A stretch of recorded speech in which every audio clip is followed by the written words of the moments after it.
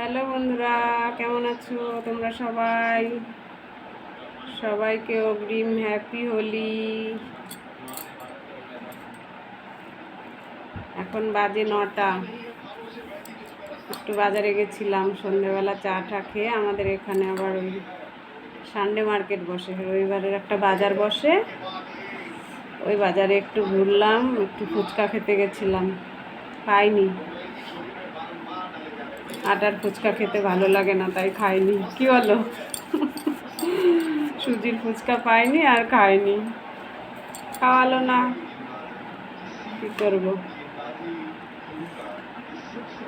তারপর একটা ছোট্ট ট্রে কিনে নিয়ে চলে আসলাম, 2 জনের চা খাওয়ার ট্রে।